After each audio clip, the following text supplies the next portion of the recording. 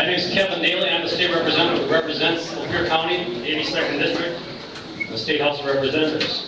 I'd like to make a couple introductions first. As you folks were coming in tonight, my staff was out there taking your names, and I hope nobody was. The only reason we asked for addresses, we were looking for a town you're from, because I know there's a lot of out-of-town people here, and I'm going to tell you right up front that Lapeer County people's questions are going to get taken before an out-of-town person's question gets taken. So I think that's only fair. That's who we're here to represent. So that's what we're going to talk to first. We'll take as many questions as we have time to take tonight. Robin and Chris, would you guys walk in here real quick?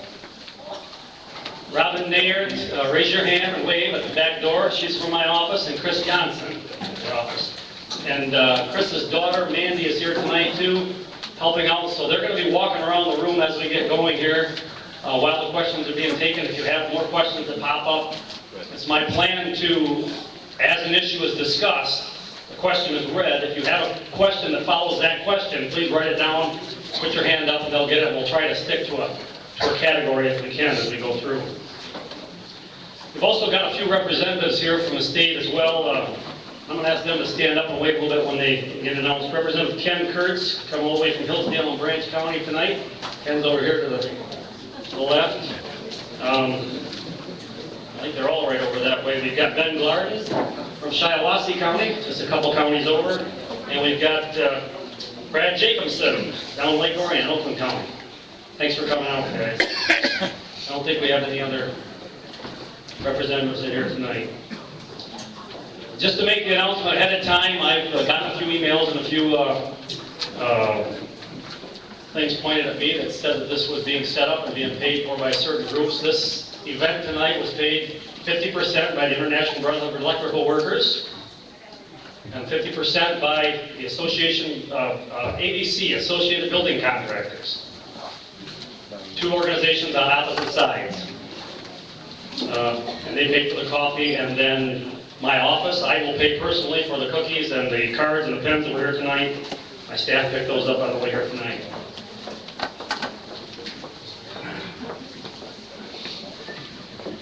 The purpose of this forum is to highlight both sides of right to work. Debate and discuss right to work's potential effects on the economy.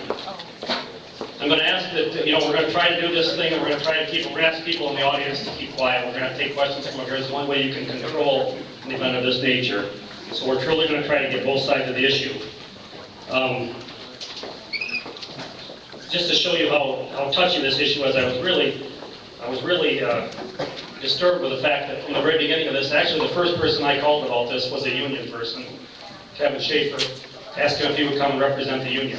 And Kevin's from Lapeer County. Known him since I was in high school, respectable guy, and I think we both have respect for each other. So I appreciated him stepping up. He just told me, this is like having a union meeting. He said. Except usually they're all mad at me when I'm at those. So.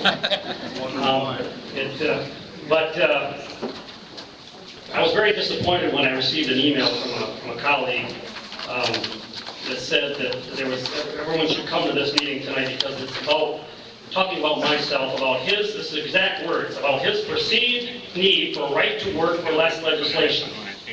We need to pack the place with people who disagree with him. I take a real disheartening to that because that's exactly what this was not meant to be. This is meant to get the truth out, hopefully, on both sides of the issue.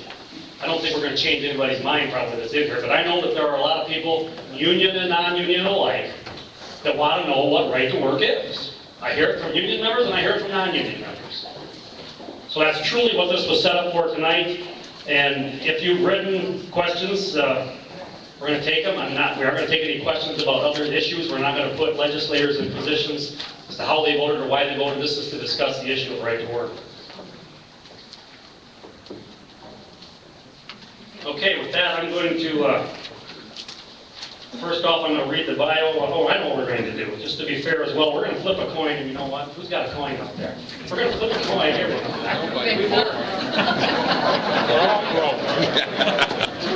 We're going to flip a coin so that it can be wholly fair on who goes first. And the person that speaks first now will be the person that speaks last at the end of the event. Flip it and have them say something.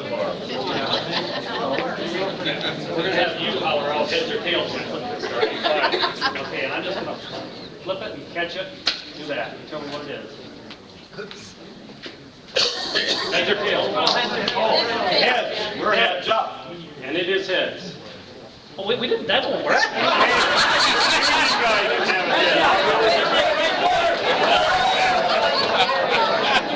Two out of three, Kevin. I guess I didn't think this one out. Just have Mr. Are you just going to go first? Okay. Kevin has agreed to go first. I'll give you back your quarter. I don't want to get accused of stealing anybody's money.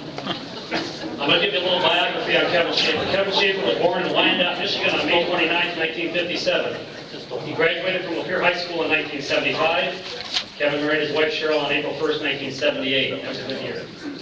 They have two sons, Michael, who is married to Denise, and Patrick, who is married to Ashley. Michael and Denise are expecting their first child this May. Kevin has attended classes at Western Michigan University, Business Manager School at National Labor College, George Meany Center for Labor Studios, Arbitration School at Indiana University, and Stewards Training at Local 17 IBEW. Kevin has been a member of the Local 17 IBEW since 1976. He has held many positions and sat on many committees for the union. Kevin worked as journeyman tree trimmer for M.G. Gillard from 76 to 78. In 1978, he began the apprentice lineman program at Detroit Edison and achieved the classification of journeyman lineman in 1982. He was appointed union steward while working for Detroit Edison. In 2002, he was appointed assistant manager, business manager, and grievance committee chair at Local Union 17 IBEW. He sat on the Pontiac Warehouse Safety Committee, was chairman of the Joint Apprentice Lineman Evaluation Committee, and was a co-chair of the Local 17 United Way Committee. In January 2006, Kevin Schaefer was appointed interim business manager and financial secretary for Local 17 IBEW and was elected into office on June 2006. Currently, he is chair of the 4th, 6th, and 11th District Outside Business Managers Conference and sits on the board of directors for the Midwest LAMPC, PAC. Mr. Schaefer has been the owner and operator of Schaefer Farms since 1975. He has held the following positions: President of Lapeer County 4-H Council, 1995 to 2009, Vice Chairman of the Marathon Township Planning Commission, 1998 to 2010. Currently, he is Chairman of the MSU Extension Advisory Council for the 10th District and sits on the Wayne County Sheriff Youth and Senior Education Fund Board. So with that, we will turn it over to Kevin.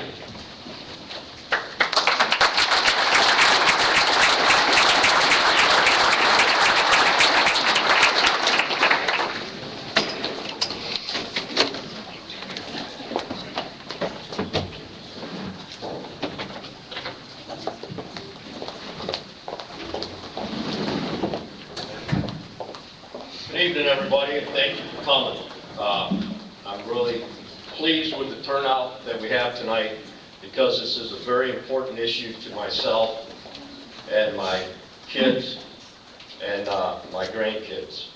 So that's why when Kevin asked me to speak tonight, actually I looked at it as an honor to the labor movement in the state to speak on behalf of against right to work in the state of Michigan.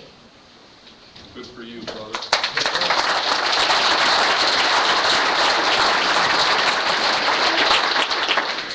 Now, when someone says right to work, that can be thought of in many different ways.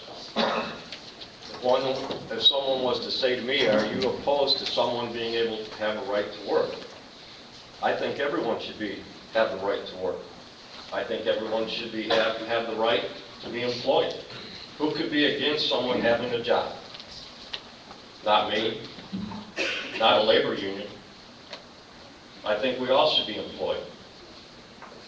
That's what made America great, was having the ability to have the job and achieve the level that you wanted to. But the right to work legislation, in my opinion, is not good for the state of Michigan. And it's not good for the United States. It also is not good for Lapeer County. When you look at right to work, what that means to me is that you have the ability to get services without having to pay for them. That's what really right to work is about. Now you're going to hear all kinds of facts and figures tonight on why right to work is good for the state of Michigan. But in my opinion, states that have right to work, there's a lot of facts that state that it has not been a success for them, and actually has been a detriment to them. Some of the detriments to them is that the safety factor in those states are not as high as they are in non-right to work states. The fatality rate is higher. Now, one thing that labor unions stand for and have stood for, and the IBEW over 100 years ago was started for, was not because of wages and benefits. It was because in my trade as a lineman, 1 out of every 2 linemen died within 3 years of starting becoming a lineman. We were started about safety.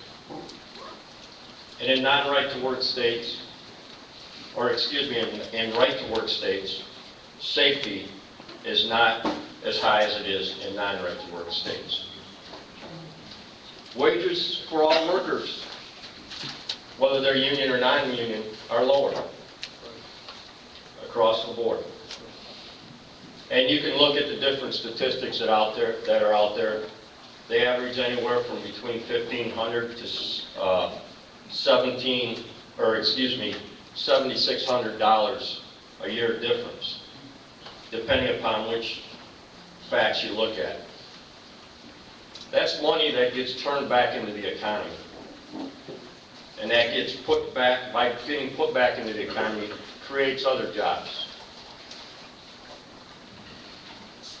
There are fewer employees that have health care in right to work states than in non-right to work states. And you know how important health care is. It's been raising in double digits over the last few years. Health care is very important to every person in this room. There's also, in right to work states, fewer pensions. So you're supported more by Social Security and not by employer-provided pensions that we've all achieved through collective bargaining. There are fewer dollars spent on education. And education is a very key and important issue when it comes to attracting businesses to a state. When you look at the surveys that are out there, the surveys don't say, I made my decision based on the fact of whether I was going to bring my business to your state based on whether it was right to work or non-right to work. When you talk to the economists, when they look at why they brought businesses to a state, it's because they were able to achieve highly skilled, very talented, highly educated people to do their jobs.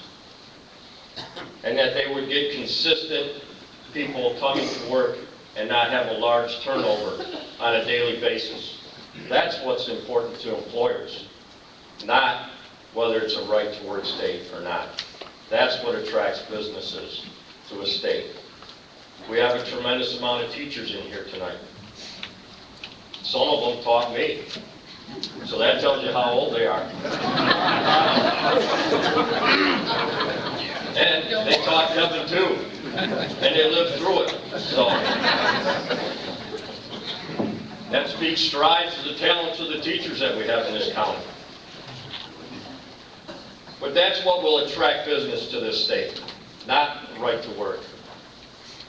We need to have very, very highly educated people. People that live in right-to-work states have a higher poverty level. That means there's not as much money going into the economy. That means there's not other jobs being created in the community because you don't have that money going into the economy. When your state's at a poverty level, that's not good for your economy. Infant mortality is higher in right-to-work states than it is in non-right-to-work states. And I believe that goes back to the fact that you don't have health care and you have problems with your health care.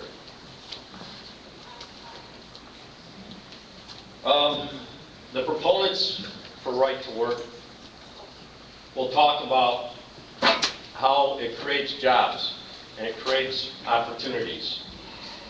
Now, up until this a few weeks ago, the last state that had created right to work was Oklahoma. The last state that just created right to work was Indiana. That took place about 3 or 4 weeks ago. And I didn't see a big exit out of Michigan going to Indiana when I was on 69 the other day. So I think the details about what happens in Indiana are still off in the future. The only thing we can actually look at is Oklahoma.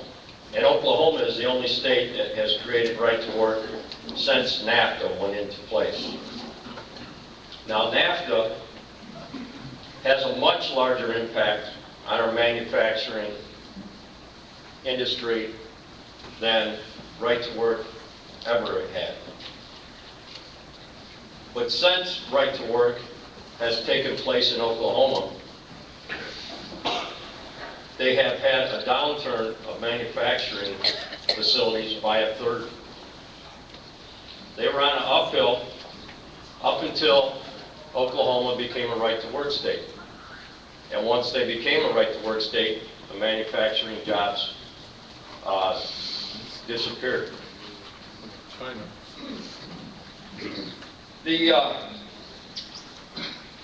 What you'll hear tonight is that people are forced to join the union.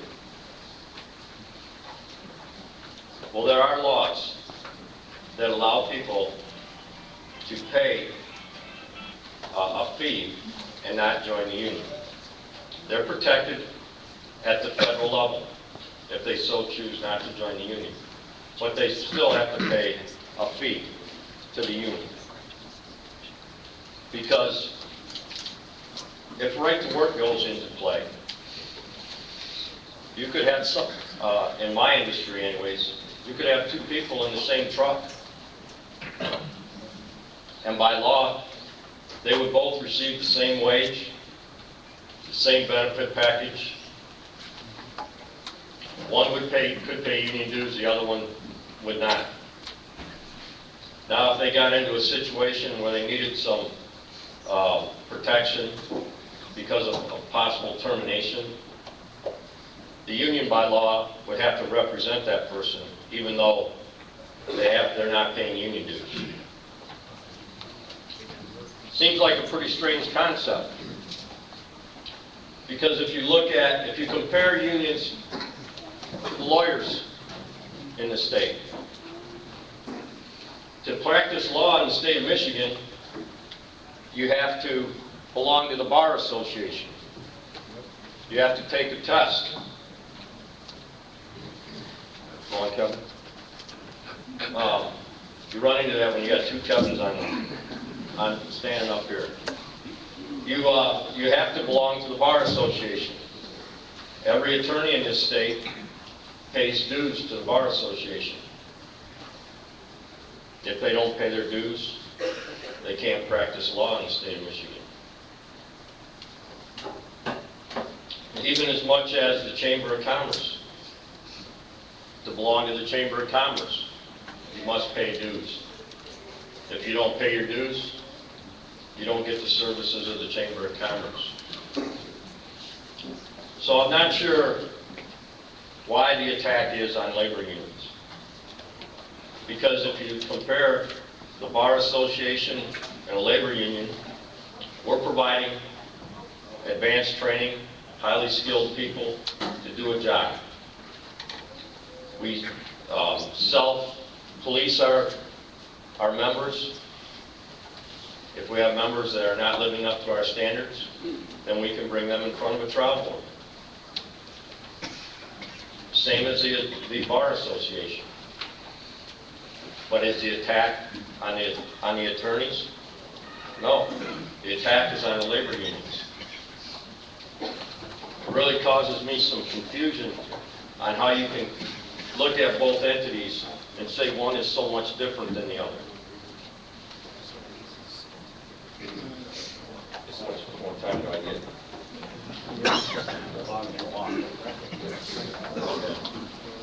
I'm about to get the hook.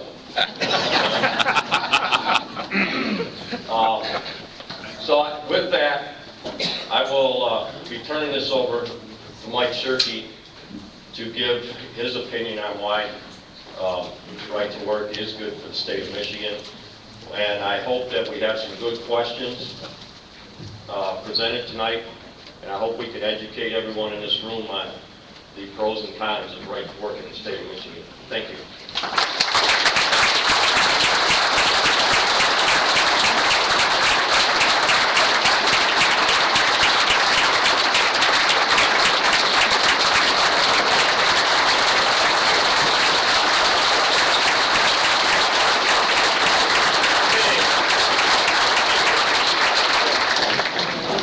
Representative Mike Shirkey.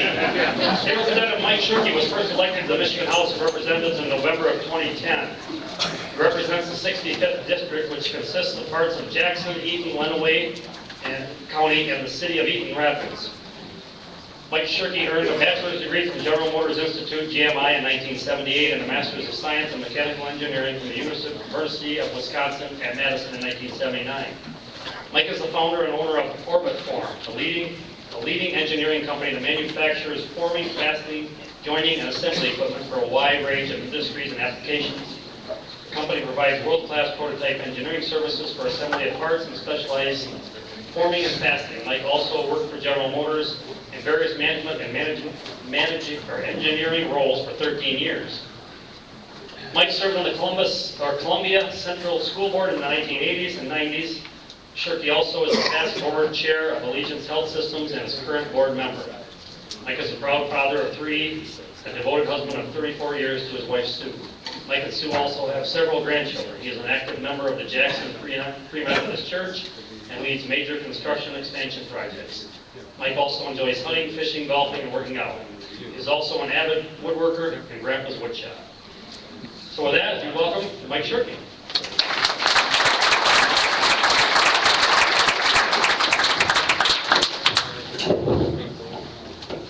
Thank you, Kevin. And thank you, Kevin. Kevin. That was written 3 years ago because I'm going on 37 years being married to Sue, and we now have 9 grandkids. So, I could not agree more with Kevin's comments about unions have had a critical role in this country. I could not agree more that unions can continue to have a critical role in this country. Unions have played a very important role in the development of the industrial age. But I believe today times are slightly different. When the unions provided their most service, most companies were in some kind of pseudo or real monopolies, and labor at that time was a commodity. Looking across this room tonight, I don't see any labor as a commodity. I see highly skilled people, be they teachers, electrical workers, you name it. I don't see labor as a commodity. So when you move from an era when companies were a monopoly and labor was a commodity, I can totally and completely understand why there needed to be an intermediary. By show of hands, how many in here know somebody who's unemployed? Okay, thank you. By show of hands, how many in here know somebody who's gone to school, has a boatload of tuition debt, and is underemployed? By show of hands, how many in here know a family or your own where a child has left the state to get a job? And by a show of hands, how many of you know a family whose spouse, one or the other, has left the state or travels back and forth to maintain a job to put food on the table? We don't have enough jobs. And when I decided to run for office, I ran on one point and one point only, and I was committed to do everything possible to remove obstacles for job opportunities in Michigan. There were three primary points of that. I call it a foundational stool to build upon. One was getting a budget process under control, and I believe, for the most part, we did a home run there. The second was to establish a balance sheet that was healthy, that has, in today's terms, has relieved $5.7 billion off of the future shoulders of your kids, your grandkids, and beyond. At what cost? And now, I believe it's time to approach what are the barriers to job opportunity. Compulsory. Well, I'm certain that I'm not going to have a lot of supporters here tonight, but and I will invite you afterwards. I'll stick around for a while so you can check to make sure that I don't have horns in my head, because I'm not the devil incarnate here. So, compulsory union support is a major objective, often cited by relocation firms. And I'd like to just share a couple of quotes for you. Over the last couple of months, when I had any free time, I would go online and randomly select site selection companies. No care to their geographic location, no care to their name, and frankly, I have no association with them. I'd randomly select them, I'd call them up, and only if I was able to speak to a principal, an owner, would I then pose these two questions. I hope you agree that they're not leading questions. The first question I would ask is, by the way, you're gonna hear me refer to right to work as labor freedom or workers' choice tonight, so forgive me. I'll try to stay on right to work, but I've been kind of trained to do the other. Does right to work come up in your conversations with your clients or potential clients? It's just a yes or no answer. If they answer yes, I simply say, in what context? No leading. Again, these are randomly selected. I'm just going to read three, and these are verbatim quotes from these site selection. By the way, just so you know, site selection companies are companies that specialize in helping other companies determine where's the best location for their next investment or their next expansion. I know. So, the first one here is from a company called Rodley Donovan, and I'd be happy to share these with anybody. On a scale, now they're reacting to the second question because they've already passed the first question. On a scale of 1 to 10, right to work routinely ranks at least 9. If we are proposing our client to establish multiple sites, it is always a preference. These are not my words now, I took these down. It is always a preference to put non-right-to-work states lower on the list. More than half the time, not being a right-to-work state eliminates a prospective location before thorough consideration. Biggins, Lacey, Shapiro and Company.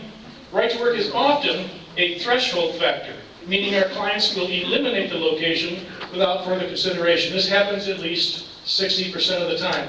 This next comment by the same company I think is instructive. This issue does not limit itself to manufacturing and industrial clients. We actually have our service and white-collar type clients, like call centers, place more emphasis on this than we would ever expect. Yeah, India, China, and the And then the last quote is from Addy International. Bob Addy is, I didn't know this until I started doing the research, but Bob is kind of deemed the dean of site selection specialist, and he gave me a whole half-page of things, but I'm just going to read one paragraph. Right to work is even more important to foreign investors. They're not so concerned about wages. They're not so concerned about wages, but they're always concerned about the effect of labor rules and regulations. They desire minimum uncertainty, maximum flexibility, and they see unionism as a potential obstacle. I do not represent labor freedom, workers' choice, right to work as a panacea. I do represent to you that it is a factor when people are deciding whether they're going to make long-term sustained investments in Michigan. The most recent example that I'll share with you that you're probably familiar with, if you've been paying attention, is Boeing. When Boeing went down and established their final two sites that were down to a decision between two sites and where they're going to build their next plant, it was the Willow Run plant in Michigan and South Carolina. Now this is the highest tech airliner in the world. So I ask you this question. If you and I sat down together and listed all the attributes necessary to have a successful high-tech manufacturing operation, listed all those attributes, I promise you that Michigan would trump 100% of them over South Carolina. they don't want it here. But they chose South Carolina because there was one attribute that Michigan could not measure up to South Carolina. They don't want And I'll leave it to your imagination to figure out what that was. My interest in But that's not true, because the machine. my interest in this topic started 37 years ago when I was 19 years old. They'll organize the plant. When I started work for General Motors when I was going to school for GMI. I worked at the AC spark plug plant. Anybody familiar with AC spark plug in Flint? You guys are close enough here. All right. 5 million square feet, 10,000 employees. We made more different parts for more different cars than any other single company in the world. where they made now. And today, that factory is a gravel parking lot. Not because of high wages, but because of government intervention, management acceptance, enabling labor rules to get out of control. Now, I'm going to take just a second and get out of the visual aid. Visual aid. Where the jobs go? Where did the jobs go? Here's China, and you know that. You were going into the what? They went to China. All of our jobs were shut down. I didn't think we were going to use flyers. Yeah, listen to the line. You really know what the North American trade agreement was? IBEW, guy told us truth. He ain't send it there. Yeah, we got Canada's garbage and they got our jobs. That's what matters. Okay, so here's a visual that I'd like to just set with you. And this is the reason why, one of the primary reasons why AC Parkland is a gravel parking lot today. What you see here is 2,700 pages of the current UAW contract with Ford Motor Company, 2012. What you see here in this entire booklet is the 1964 entire UAW contract for General Motors. Now, I guess it doesn't take a rocket scientist to figure out that when people who are contemplating investment, when they see those two visuals, it only takes a rocket scientist to figure out that may be an obstacle. But why sport? We all have endured enough migration Why of sport? our youth out of our Back state. from Mexico. Michigan's not alone in this migration. In fact, of all the non-right word states, those states in the aggregate have lost 25 congressional seats. Now, the number of congressional seats doesn't change. There's a clear reflection on the change in population. And those 25 congressional seats went to right-to-work states. I think it's time we did everything possible to remove obstacles to investment in Michigan. About some trade laws and tariffs. Labor freedom, workers' choice, and right to work, I maintain, is pro-freedom, pro-liberty, pro-civil rights, pro-family, pro-jobs, and ultimately pro-union. If union leadership decides to embrace the concept that free markets do work, the day before right to work is passed, Michigan will have approximately 17% of its labor force represented by unions. Fine. The day after it might be passed, it will still have 17% of its labor force represented by unions if that 17% decide that they're getting good value for their dollar. So I'm gonna Labor freedom, put money in your pocket. workers' choice, Push this shit. right to work, protects the rights of workers. Listen, I will defend your right to join a union as vehemently as I will defend your right to not join a union. Where did General Motors sign up on Once we have an environment in Michigan where it provides workers their choice, this will provide more influence into your hands over the behavior and over the choices that your union bosses and your union leadership exercise. And in my mind, the only people who can be opposed to having workers' choice are those who have trouble with the concepts of accountability, making less money? transparency, and who don't trust the judgment of their own members. But they have a choice. Now, I'm not going to dispute the data that Kevin cited in his opening remarks because I suspect we're going to have questions specific to those because I've got plenty of retorts to that. But labor freedom, workers' choice, is where unions are as free to make their case as workers are to make their choice. I'll conclude the opening remarks, Kevin, and we can get to questions. Thank you.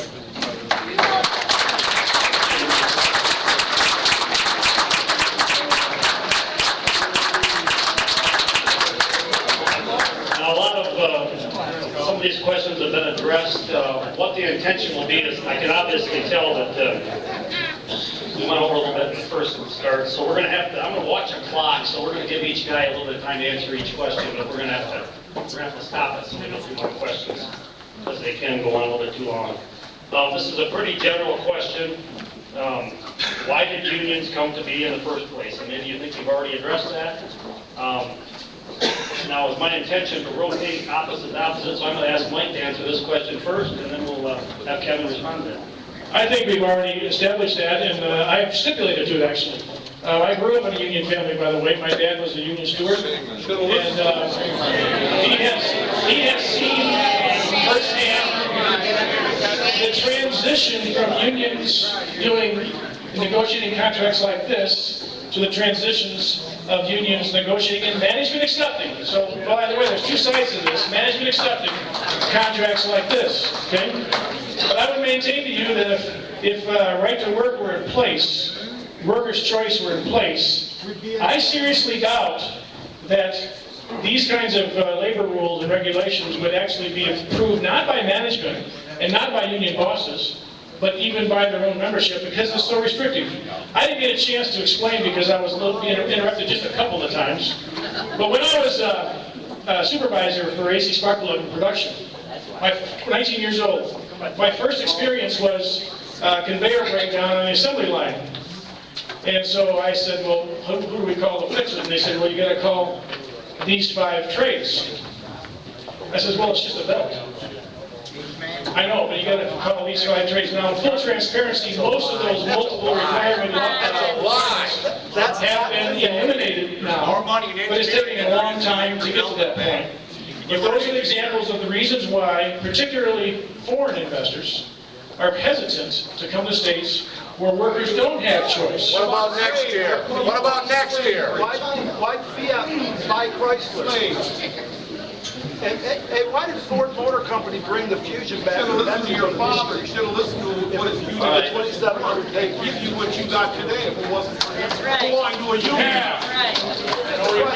Why don't we give everybody the opportunity to ask their questions, and we'll answer the questions to the best of our ability.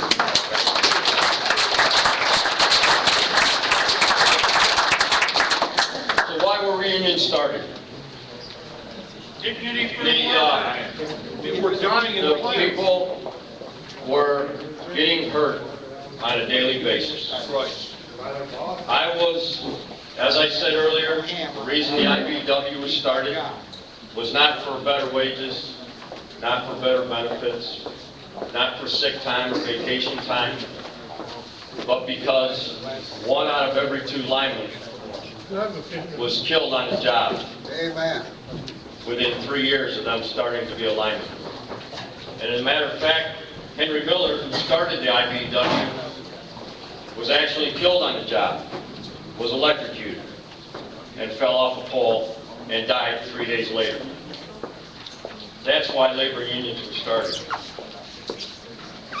And as I said earlier, when high-tech companies are looking for areas to come to, labor unions are not their big concern.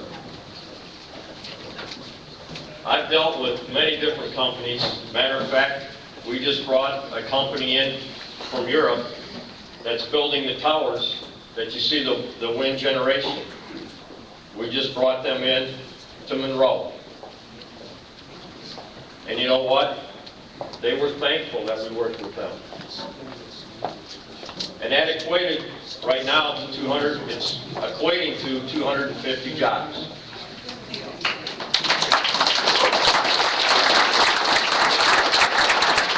After they get their building up and running, they're already talking about putting an addition on. And we helped them cut through all the red tape to establish their facility in Michigan. There's 20 out of the top 20 states that. Okay. Well, you be the first place. Well, you kind of thought He that. kinda went off. You kind of went off. So I got Better not. Right? That's right. Okay, we'll go on to the There next. you go, You gotta go government first on the back next control. one. So, and I've heard this mentioned over here. Why did Ford Motor Company bring the Fusion back from Mexico to Michigan?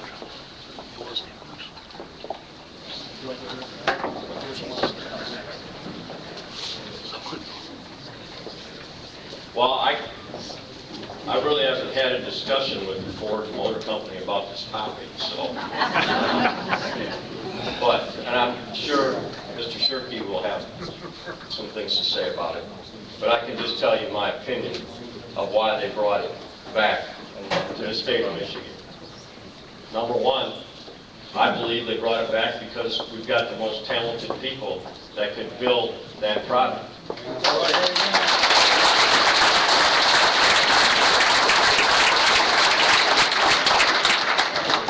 And I believe that Ford thinks that the state of Michigan is the place to build their products. I may be a little biased because all I've ever owned is Fords. All right? But I believe that the reason they brought that product back to the state of Michigan, they weren't concerned about this. There you go. They were concerned about providing the best product that they could market in today's era when it came to vehicles. That's my opinion on why Ford brought it back to the state of Michigan. Thank you.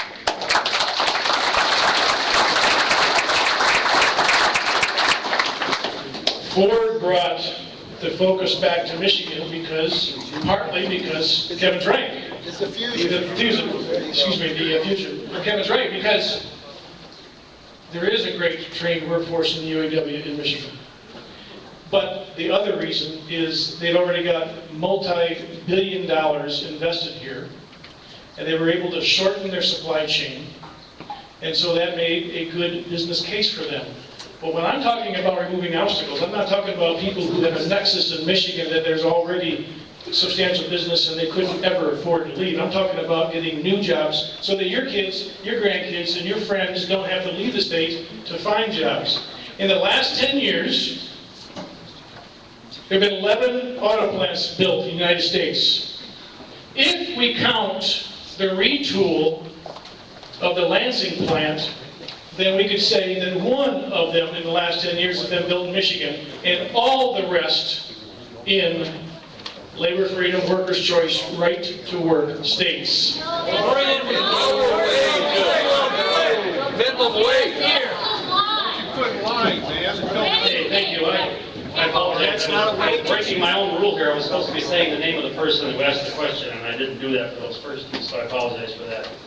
I'm going to try to, I have a lot of cards up here to go through. This is from Patricia Arnold, Lapeer, Michigan. Is Patricia here? Stand up and wave your hand. Patricia, great, thank you. Let me see, Mike is going to go first on this one. Why does right to work states fire workers for any reason companies feel like it? Good question. I would maintain to you that in today's market where labor is no longer a commodity, that no company who treats their workers in the way you just described can be successful. None. A couple of points that Kevin made earlier. A couple of points Kevin made earlier. 2/3 of the 20, now 4, right-to-work states in the nation have higher disposable income than the average wage in, let's just pick an obscure state like Michigan. 2/3 of the right-to-work states in the United States today have higher disposable income than the average hourly wage in Michigan. So this claim that people often like to use is easily disputed. Not, unless of course you don't want to hear it.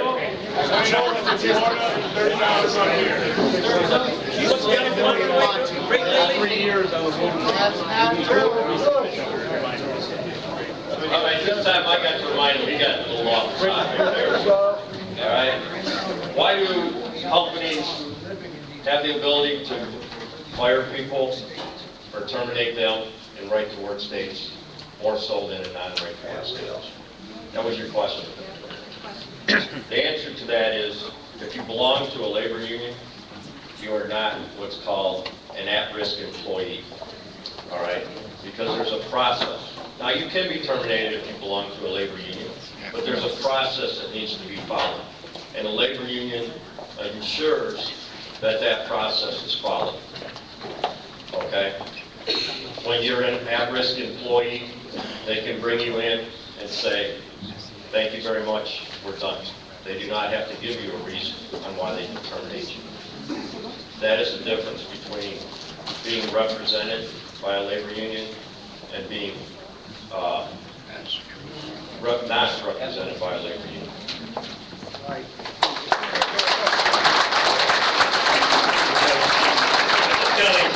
Apparently an employee from Ford is here, and he just wanted to make a statement that Ford returned because quality from Mexico is horrible. American Yazaki made wire harnesses for Ford when they moved to Mexico. We had to live in family to repair all incoming parts forever, so they were having trouble with their parts. Okay, this question is going to go to Kevin first. If most states, the big three are operating in, are right to work, what would they gain by Michigan going to right to work? That's from Sean Gleason? Who asked this question? Sean? I did. Okay, Sean, great. Kevin will be first. Can I ask you a question?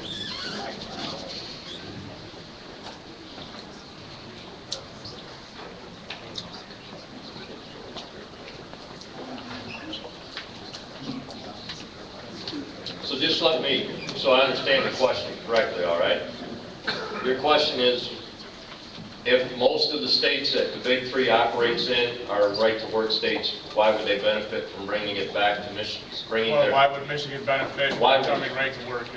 Oh, why would Michigan become benefit? Manufacturing here. Okay, thank you. I just wanted to clarify it, because I don't want to answer the wrong question.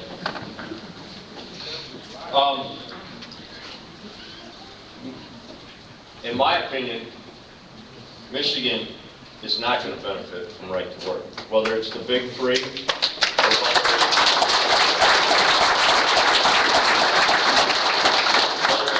a high-tech company, the battery company. I mean, we're building electric cars now.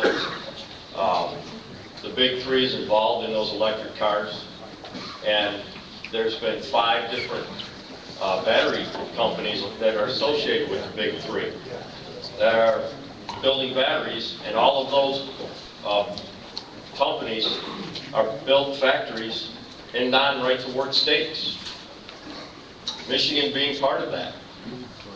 So I don't believe that the Big Three would, or Michigan, would benefit from Michigan becoming a right-to-work state. Thank you. Yep.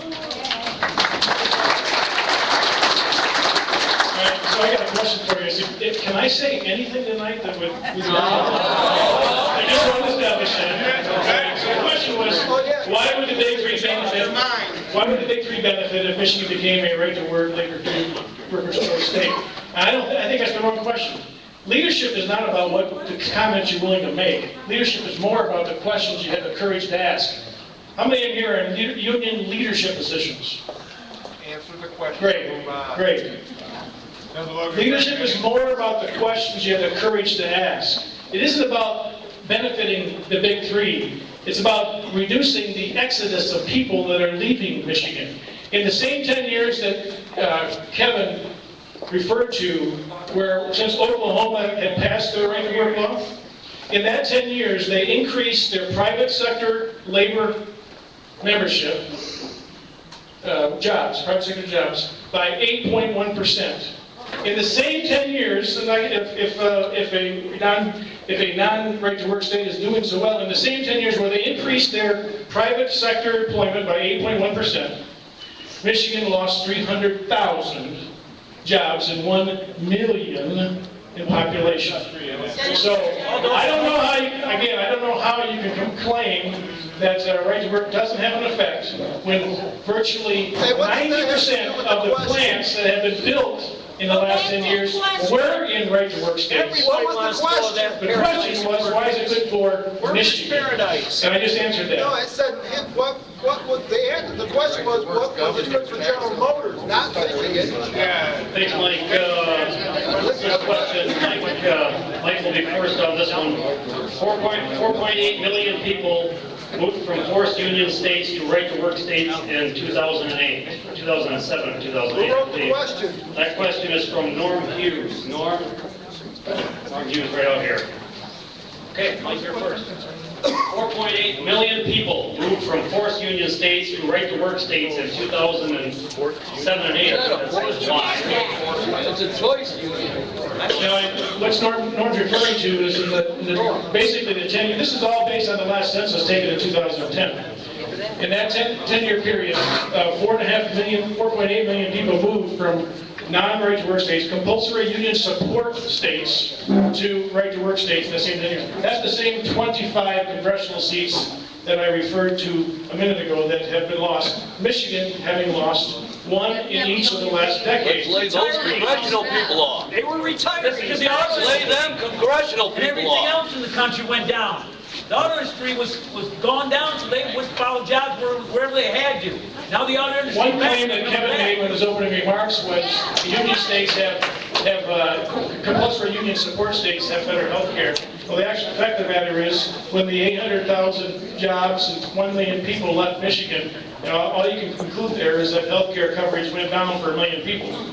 And in Oklahoma, it increased 6.1%. Where did the jobs go, sir? They went to China, in Asia. You know that, and you won't answer the question. That's why the people left out of this state. There's no jobs because you're moved all overseas. All right. Tell the truth, man. Quit lying about it. Come on now. Here.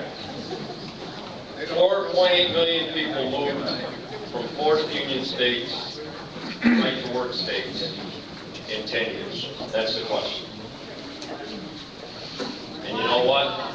I'm sure there was multiple reasons why those people moved. As simple as we're all a bunch of baby boomers right now. And there's a lot of people that have moved to other locations to retire. Right. They couldn't afford the It gas. could be something that simple. It could be something as simple as they were moving their family to some place where they could get a job. Amen. Kevin, where did those jobs go? Could you So- say it for us? Where did they go? That doesn't mean that the job that they went to was not a union job. It just means that that's where they could get employment at the time. So, there are a lot of different, and I know the people that teach, a lot of different school systems have incentives to bring teachers in. So they go to school.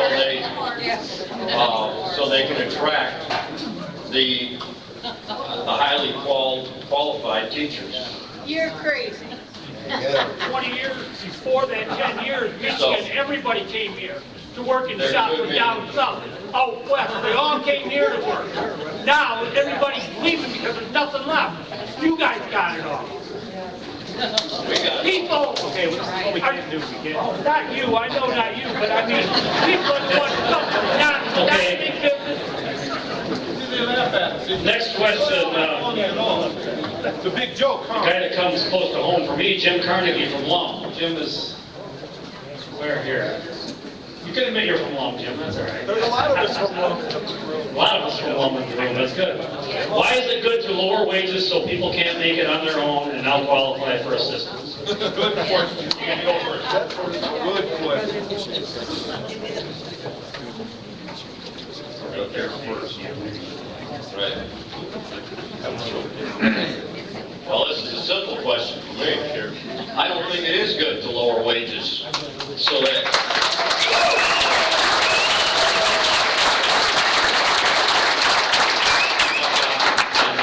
assistance. I'll tell you this much. It's not about wages. Companies can make their profit margins by having the highly skilled, most productive workforces out there. That's how they'll make their profit margins. It's not about lowering wages and benefits. We gotta share the profit. Yeah, share the profit. That's a good way of. I agree, because if you don't pay competitive wages and benefits, then you're not going to be able to attract the workers you need in today's economy to actually have a successful job. Now, can I cite a couple of statistics from the National Institute of Labor Relations, which is an independent body? Could I do that without getting shouted down for just a second? No, go ahead. I didn't think so. Cost of living, these are all comparisons of Midwest states to Michigan. Cost of living adjusted disposable income per capita, 2010. Midwestern right-to-work states, $38,420. Midwestern compulsory union support states, $36,000. Michigan, $33,400. That's lower than the right-to-work states. Growth in real, one of the best proxies for job opportunities is investment. One of the best proxies for job opportunities is investment. And then one of the best proxies for investment is growth in real manufacturing GDP. So in real dollars, adjusted for inflation, the Midwestern right-to-work states over the 10 years, 2000-2009, right-to-work states, they had an increase of 4.5% in investment. And that's how jobs are created, by investment.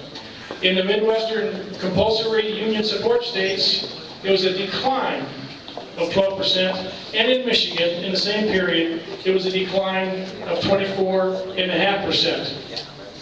We've already established a change in population. That's because people are chasing jobs.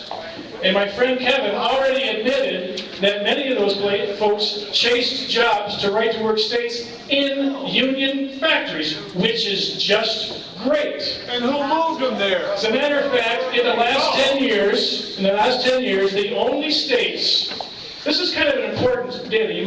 I know you're coming here to not listen to me, but you might want to pay attention to this one. The only states in the nation who have experienced union membership growth in the last 10 years are right-to-work states. Because that's where the jobs were moved. They need a skilled labor force, that's why. So I think They need a skilled labor force. That's why you don't respond to who moved the jobs down there. Huh? Okay, I'm going to, this is an out of Lapeer County question, but I think it's an important question because I know that that's big on the minds of a lot today because Indiana did just recently become a right-to-work state. How will Michigan compete now with Indiana being a right-to-work state? And that comes from Bob Hunter from Emmett. Bob Hunter? You just left. Bob Hunter just left. We're going to ask Bob Hunter's question. Bob, that's an excellent question. Kevin actually addressed it in his opening remarks by identifying that Indiana did become the most recent state to become right to work. But he also said it's yet to be determined the effect. And I find another thing for Kevin. We're going to find a lot of things to agree on tonight, and that's one of them. But I will tell you this. I talked to the equivalent of the Indiana Economic Development Corporation, the Michigan MEDC in Indiana, the equivalent director 2 weeks ago, and asking if there's been any noticeable change. He says the only noticeable change is the phone ringing off the hook. And then Mitch Daniels, the governor of Indiana, I didn't talk to him. These are public comments that he's made over the course of the last 3 weeks since doing this, has said the same thing over and over again. So I hope it doesn't happen. But as in the case of Boeing, when you have a company who is thinking about locating somewhere in the southwest Michigan corridor, maybe near Chicago, and they have a choice between investing in Michigan or investing in Indiana, I'll let you answer the question, where do you think they'll choose? They'll choose wherever somebody will bend Cheap over. labor and the biggest tax breakers. And you know it. I thought that's why you guys cut Less the rights Michigan business tax. Taxed all the people's pensions. All right. How will Michigan compete with Indiana? I don't think there's a competition at all. Better work. And I'll tell you why. They like to compare Michigan and Texas and Oklahoma. Or, excuse me, Texas and Florida. Texas and Florida are right-to-work states. And you know what the big difference is? It's not right to work or non-right to work. It's illegal aliens. It's about, the gas tax in Michigan is 41 cents. The gas tax in Texas is 20 cents. Now, I don't know what the gas tax in Indiana is.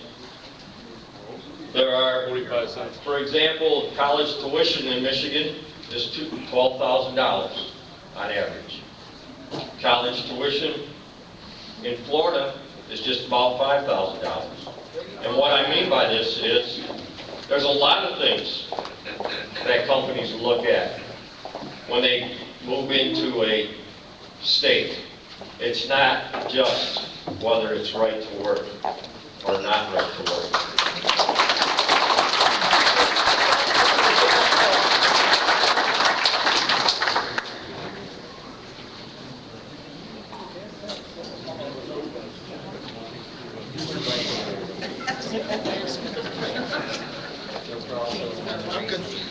Find a good pro-white to work with.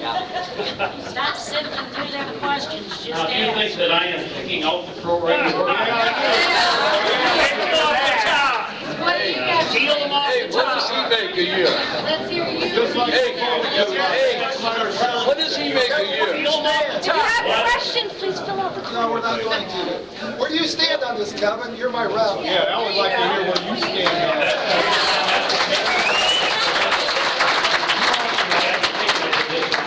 You already know. I don't even, you know what, ladies and gentlemen, this is very likely not to be taken up in the House of Representatives. It's probably going to be on the ballot.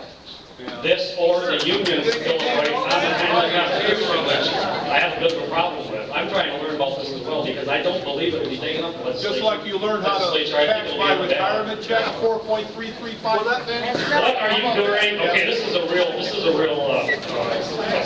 pro right to work one. What are you doing to assure a strong middle class and make our economy function effectively? Are you capping wages for the upper incomes? Bill Ricketts. Bill is right back. There's Bill right back here. Who's going first this time? Kevin. What'd you do with the question? Oh, sorry.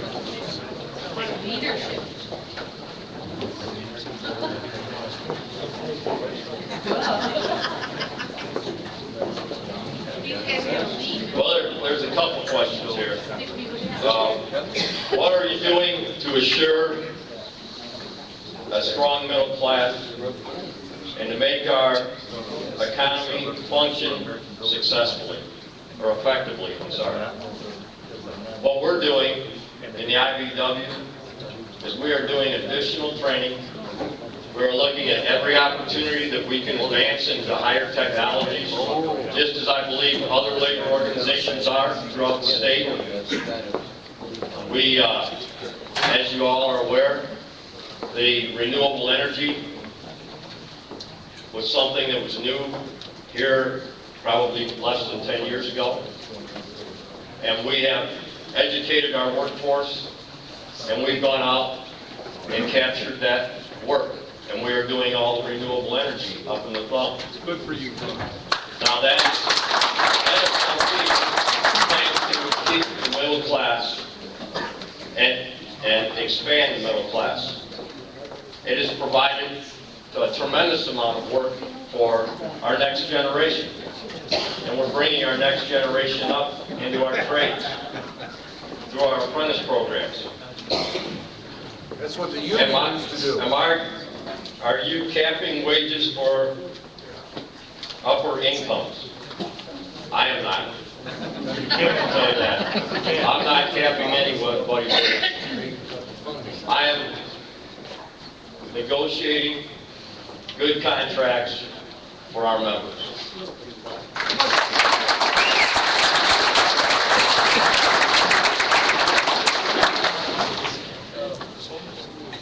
As I've stated a couple times before, and I don't think I've heard any objection or opposition to it, in today's market, most jobs that are located in Michigan are skilled jobs.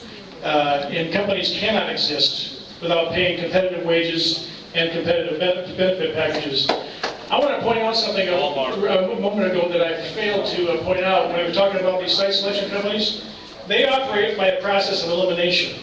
And so they want to be as efficient as they can with their clients' money and efficient as they can with their time. And so if their client says, I don't want to look at a non-right to work state, that's an elimination process. We have no clue how many opportunities we don't even have a chance to see. But back to the specific question. The Economic Policy Institute, which, by the way, is one of the primary resources for pro-union activity. This is a quote from Mayor Richard Rothstein. This gets to the point of wages and compensating people for hard work and productivity. Compulsory unionism impacts free market influence on the wage and benefit costs of goods produced. It artificially raises lower skilled wages, which I don't debate, above market rates, and the increase is offset by reducing the pay or pay potential of the highly skilled or productive workers. I maintain to you that without free market influence, in other words, putting the power of the pocketbook into your hands for the behavior of union bosses. By the way, these are the same bosses that fly in on their jets.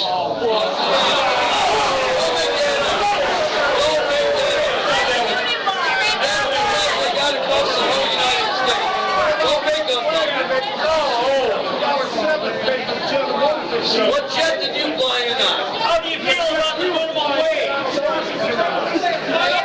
What bus you came in on? Talk about that. I fly coach. No. I fly coach.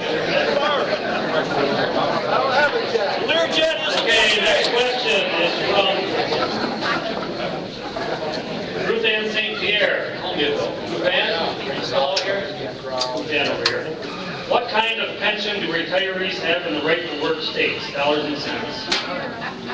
If you can answer that question, I don't know if you guys have the ability to answer. Oh, he can't answer that.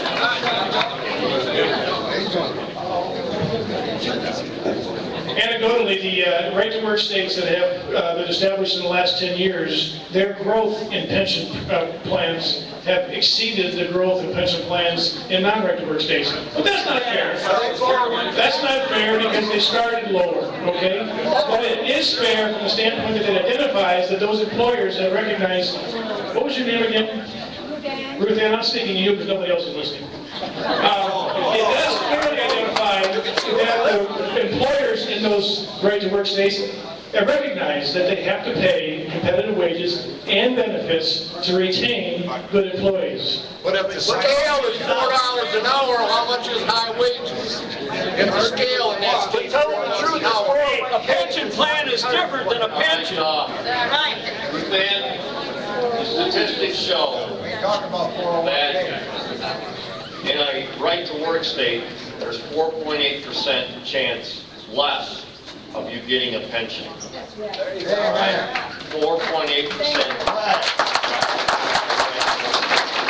And I would just like to clarify something. That was the last comment.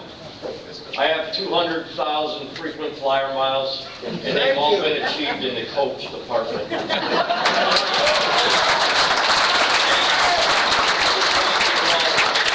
fly a union airline as much as I can.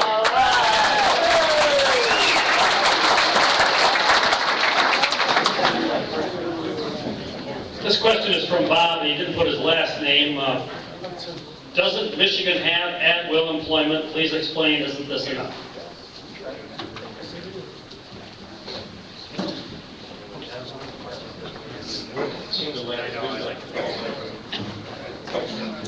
Yes, Michigan does have at-will employment. And at-will employment is people that are either in management positions or in non-bargaining unit covered by a collective bargaining unit. So they are what's called at-will employees. Now those people may so choose, if they're not in a management position, to join a union. And then you would not believe the amount of hoops that a labor union has to achieve or go through to get those people represented. It is unbelievable. But yes, Michigan does have at-will employment. And at-will employment, you can be terminated like that. And and when you say at-will, that's not at-will of the employee. That's at-will of the employer. With no reason. Same as right to work. Don't like the shirt, you gotta What's interesting here is that it sounds like there's a strong assumption that if we passed a labor freedom, workers' choice, right to work law in Michigan, that unions would go away.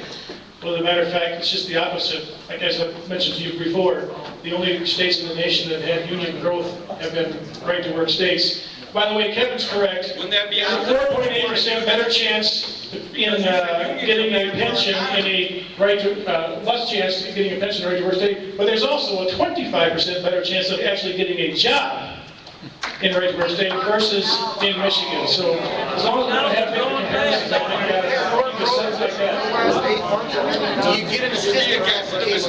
Increasing union doesn't change the Again, I'm going to jump out. Oh no, this is a local, Jim Tolan, Lapeer farmer. What do you mean the right to work state? Everyone has a right to work. Absolutely. I can reduce. right there in the front. Is it Jim? Jim, thank you. I can reduce the definition of a right to work state to one sentence. I shared it with you earlier tonight, Jim. It's where unions are as free to make their case as workers are to make their choice. There's nothing about a labor freedom, workers' choice, right to work law that would inhibit or prohibit union membership. There's nothing about a law that we passed in Michigan that would eliminate or mitigate union membership. It is where unions are as free to make their case as workers are to make their choice. It's freedom of choice. And they got the jail time. You already have the freedom of choice.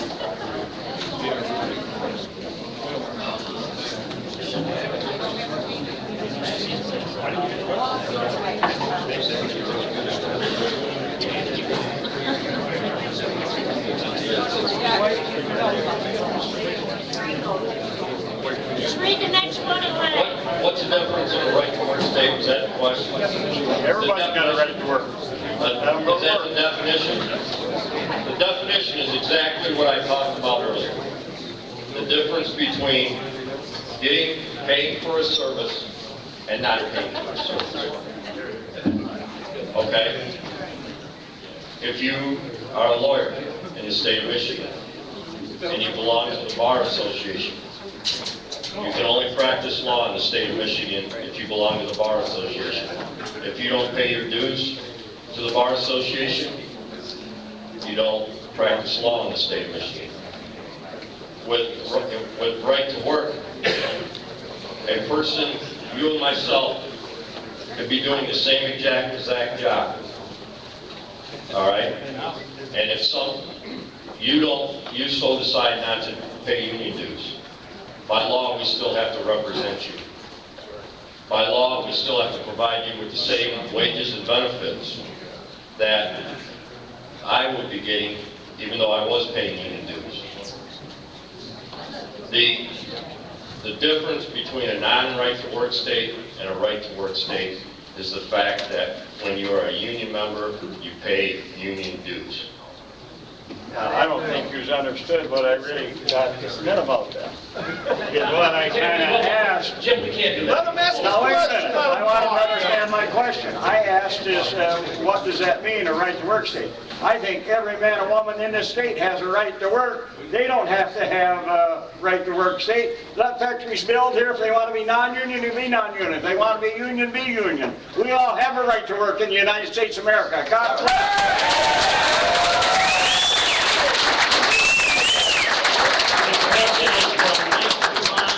Attica, Mike is still in here. Mike's right back here in the back. Do you think corporations create jobs, or do the consumers, through good pay, create them? Consumers. The middle class creates jobs. You know, by the time we get this done, Kevin will figure out to leave the question. I'm going to try and take it with him. Do I think corporations create jobs, or does the consumer? Well, you know, I've run my own farm since 1975. And we've sold cattle and we've sold horses on that farm. And you know what?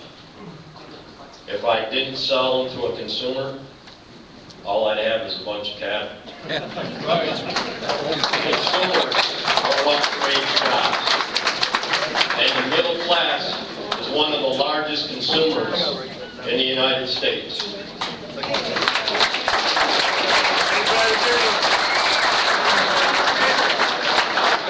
How many in here own cell phones? Okay.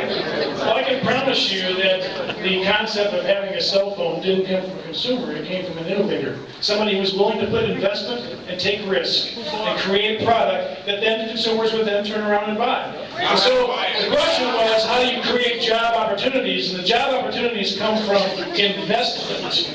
Then it follows, if the investment is a sound investment, if you made a good product decision, if you made good decisions, you will then have consumers. I want to debunk a couple of things that Kevin has mentioned a couple times. In Michigan, you have to pass the bar exam to practice law. You do not have to belong to the bar. Yes, yes, you do. And they're attorneys. You want to practice law, you do. Same thing applies to... Where's your cell phone? We got a lie. No, where's it made? He didn't So- make it here. I think we got some questions on Okay, this question is from Karen Ricketts. Karen, I know it's here. Right back here. After right to work is is in place, now listen folks, I want to read the question. We've gone through a lot of them tonight. We got about, at 8 o'clock, we're going to wrap up the questions and give these guys time to give a wrap up and then we'll be finished. After right to work is in place, will companies be required to allow unions in if workers choose to have them? Yeah, like Walmart. Actually, a good question. After labor freedom, workers' choice, right to work law is passed, absolutely. That's why in right to work states, they're the only ones that have union growth in the last 10 years. By the way, this concept about having to represent somebody, even if they choose to not join, there have been 12 cases where local unions, have asked to negotiate contracts which would exclude their union from having to represent people who chose not to pay dues. I'm going to say that again to make sure you heard it. There have been 12 cases where union membership have petitioned their unions to negotiate contracts which would exclude the unions from having to represent people who choose not to join the unions. And in 12, you would think that would make sense, right? In 12 of the 12 cases, unions leadership have fought that. So I would ask the question in terms of who's representing who and who's looking out for whose best interest in that case. That's because it's against the law. It's against the law. We can't do that. You know it. The National Labor Relations Act says that. The question that is asked was after right to work is in place. Well, number one, I certainly hope right to work is never in place.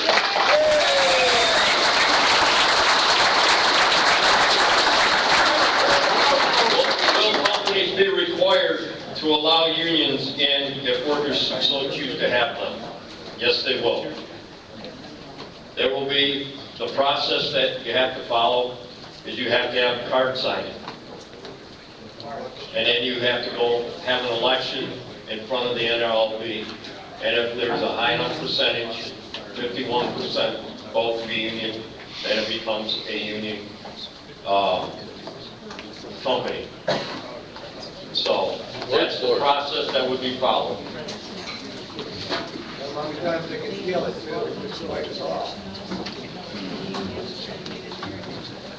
Pete from Hadley.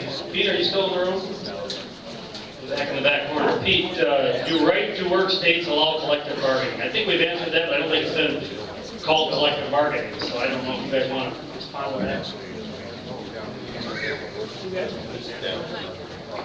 Do right to work states allow collective bargaining? Collective bargaining is the process that takes place after a company would become a union company. So you would enter into negotiations to achieve a collective bargaining agreement. So in the states that like Wisconsin, that don't allow collective bargaining, that's a non-union state thing, correct? I mean, they pass it so the teachers can't collective bargain. It's public. I mean, that's what we're looking at here in Michigan, correct? Yep. That's different than right to work. What they did in Wisconsin is they passed a law that did not allow public employees to have collective bargaining. Right. That's different than right to work.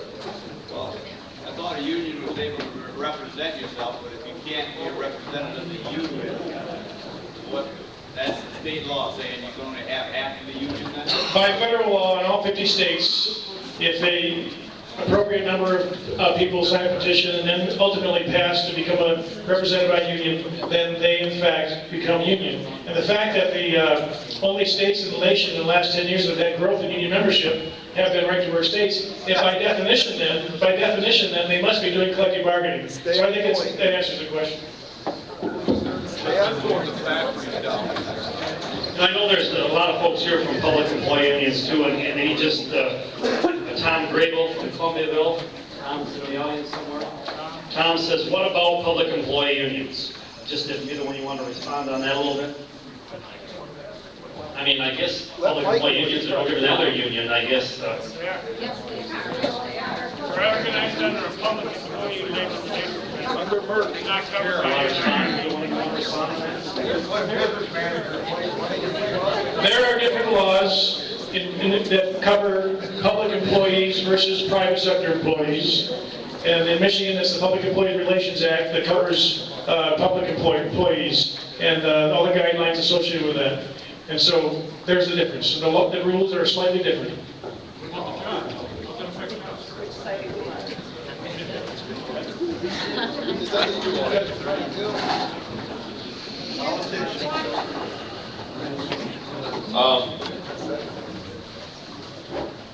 I'll get rid of the question that Kevin left up here in the last one. Nate's lost the question, but public, yeah, go ahead. Would you ask the question again? How does right to work create more jobs for public employees? Public employee unions still would have the opportunity to organize under, it's just a different set of rules that the private sector and the public sector has to follow. What's that going to bring jobs to Michigan? It's not. Okay. That's good.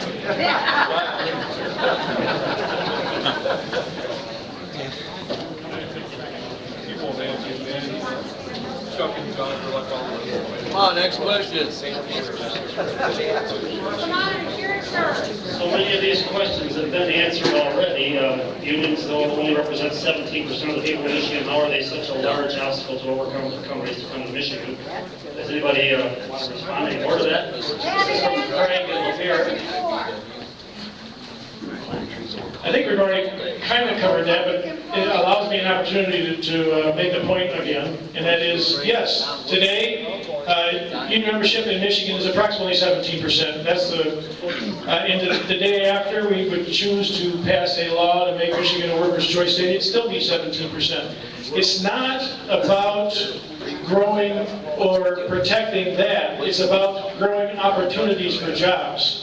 And I've tried to establish by providing you some data to suggest that we are missing opportunities that we can't even count. And the fact that the fear of losing membership after a right-to-work state has been debunked by the fact that the only states that have had union growth in the last 10 years have been right-to-work states. So I think that pretty well establishes that. But we try to protect our jobs and our income.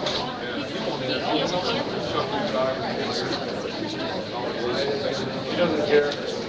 If unions only represent 17% of the people of Michigan, how are they such a large obstacle for companies to overcome in Michigan? I don't believe they are such a large obstacle. Because in the top 20 states for high-tech companies, in the top 10, only one of those states is a right-to-work, or is a right-to-work state, excuse me. All the rest of the 9 are non-right-to-work states. Michigan is number 17 on the list of the top 20 states for high-tech companies to come to. And only 2 states are above Michigan that are right-to-work states. So I don't think it does impede companies coming to this state at all.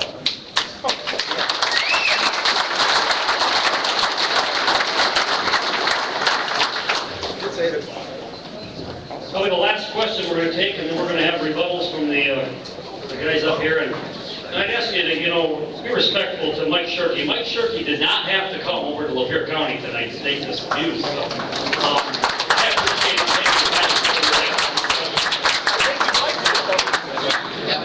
Well, this is from Dennis and Anita Horan. Dennis and Anita? There we are, right back there. Since Oklahoma became right to work in 2001, they have lost manufacturing jobs. Why would Michigan be different?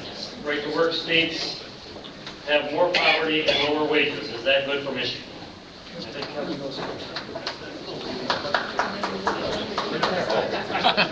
Oh, you waited until the last question and actually leave it up here. That's nice.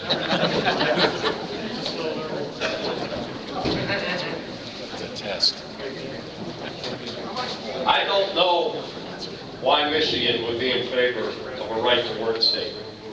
I can't understand it. Michigan provides some of the most talented workforce, in my opinion, of all 50 states. And we did not get here by being afraid to take on new things. That's right. All right? New opportunities, new companies. Did you hear any labor unions say, we don't want anything to do with the batteries? We didn't want anything to do with electric cars? That was all new technology. Did you hear any labor unions say, we don't want anything to do with renewable energy? Labor unions are always looking to advance their skill set and the skill set of the companies that they represent. So, I don't understand why Michigan, our legislators, would be in favor of right to work. That's just beyond me. But I'm sure Mike will have a rebuttal.